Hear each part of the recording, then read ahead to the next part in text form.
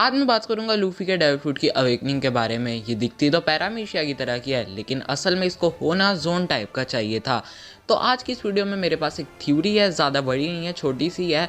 तो चलो आओ उसके बारे में बात करते हैं।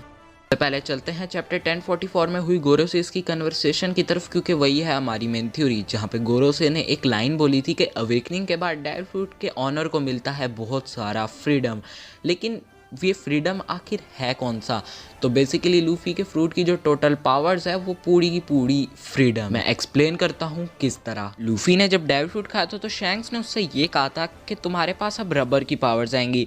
तब से लूफी की इमेजिनेशन में एक ही चीज़ बैठ गई थी, रबर। इसी वजह से अब वो अपनी रबर पावर्स को अपनी क्रिएटिविटी के through out the series evolve करता आया है। लेकिन क्या होता अगर शैंक्स ने उस दिन रबर की जगह किसी और पैरामीशिया टाइप की पावर्स का उस लूफी को बताया होता, तो फिर लूफी उसी पावर को सोच के आता। एग्जाम्पल के तौर पे तुम लोग कोई भी और पैरामीशिया टाइप पावर को अपने दिमाग में बिठा सकते, तो फिर लूफी उसी पावर को ही यूज़ करता जो उसने अपने दिमाग में बिठाई थी। इसके अलावा वो कोई एक्स्ट्रा पावर ना यूज़ कर सकता। लेकिन अवेकनिंग के बाद जो डेविल फ्रूट है वो अपने ऑनर को फ्रीडम देता है उस एक के अलावा मल्टीपल पावर्स को यूज़ करने का। लेकिन किस लिए?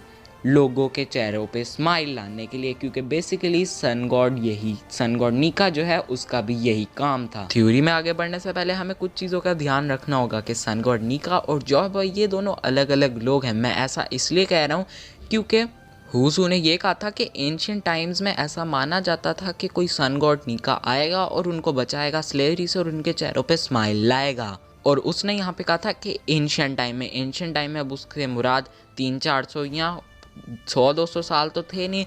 उसका मतलब एंशिएंट टाइम यानी एंशिएंट किंगडम वाला टाइम ही होगा जब ये लोग ये चीज़ मानते थे।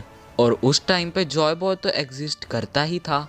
तो मतलब कि सन गॉड नीका जिसके बारे में यहाँ बात हो रही है वो बहुत पुराना वन पीस वर्ल्ड का कोई मिथिकल बीइंग है, जो बाद में जाके किसी डेविल फ्रूट में गया, या उसकी पावर्स जो और उसकी विल है वो किसी डेविल फ्रूट के अंदर आ गई। तो जैसा कि मैंने कहा कि इस डेविल फ्रूट के अंदर सन गॉड नीका की पावर्स और उसकी विल आ गई, का मतलब है कि इस डेविल फ्रूट के अंदर जो भी पावर्स हैं वो सब सन गॉड नीका की हैं, जिसमें सन वाली पावर्स तो हो ही सकती हैं।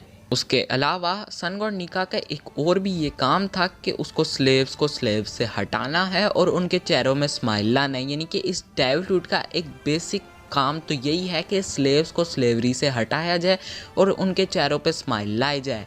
लूफी ने ये डेविल फ्रूट खाने के बाद और जब से वो पायरेट बना है वो थ्रू आउट द सीरीज़ ये चीज़ करता आ रहा है। जो लोग भी स्लेवरी के अंदर थे, लोगों के बर्डन में दबे हुए थे, लूफी ने उन सभी को फ्री किया और सभी के चेहरों में स्माइल लाया। तो अब शायद आप लोगों को थोड़ी बहुत समझ आ गई होगी कि मैंने स्टार्ट में ऐसा क्यों कहा था कि अवेकनिंग के बाद ये डेविल फ्रूट अपने ऑनर को पावर देता है अलग अलग पावर यूज़ करने का, ताकि वो लोगों को स्लेवरी से हटाए और उन पर फ्रीडम लाए और उनके चेहरों पर स्माइल लाए। क्योंकि बेसिकली इस डेविल फ्रूट की असल पावर है ये कि वो सबके चेहरों पे स्माइल, क्योंकि सन गॉड नीका की भी पावर्स यही थी। और यही वजह है कि अवेकनिंग के बाद लूफी पैरामीशिया टाइप पावर्स यूज़ कर पा रहा है, क्योंकि लूफी ने अभी तक जितने भी अवेकन डेविल फ्रूट हैं जैसे कि काताकुरी और डोफ्लामिंगो, उन सब की अवेकनिंग पैरामीशिया टाइप थी और दोनों की लगभग सेम ही थी। तो लूफी ने भी इसलिए उसकी इमेजिनेशन में बैठा हुआ था कि अगर मेरे फ्रूट की अवेकनिंग होगी तो वो इनके जैसी होगी। इसी वजह से लूफी की जब अवेकनिंग हुई उसके दिमाग में उसकी इमेजिनेशन में था कि उसकी अवेकनिंग काताकुरी या डोफ्लामिंगो टाइप होगी। तभी उसके डेविल फ्रूट ने लूफी को पावर दी एक पैरामीशिया टाइप। अगर मैं इस थ्योरी का एक छोटा सा रिकैप दूं तो बेसिकली लूफी का जो डेविल फ्रूट है उसका असल मकसद है स्लेव्स को स्लेवरी से हटाना और लोगों को चेहरों पे स्माइल लाना और उनको फ्रीडम दिलाना। और वो फ्रीडम दिलाता फ्रीडम की मदद से। ये डेविल फ्रूट अपने ऑनर को फ्रीडम देता है कि वो कोई भी पावर यूज़ कर पाए अवेकनिंग के बाद, जितनी उस बंदे की इमेजिनेशन है। और ये सब कुछ डिपेंड करता है ऑनर की इमेजिनेशन पे वो और उसकी क्रिएटिविटी पे कि वो डेविल फ्रूट को किस तरह यूज़ करे। तो गाइस यही थी वीडियो। ये जो थ्योरी है ये मैंने अपनी पिछली वीडियो में भी बताई थी, लेकिन कॉपीराइट की चलते मुझे वो पार्ट कट करना पड़ा था, तो मैंने सोचा इसको डिटेल में बना देता हूँ इसके ऊपर वीडियो। खैर अगर आपको पसंद आई हो तो लाइक कर देना, और अगर आपको कोई फ्लॉज मिले हो तो कमेंट में बता देना। And I will see you guys in the next video. Till then piece.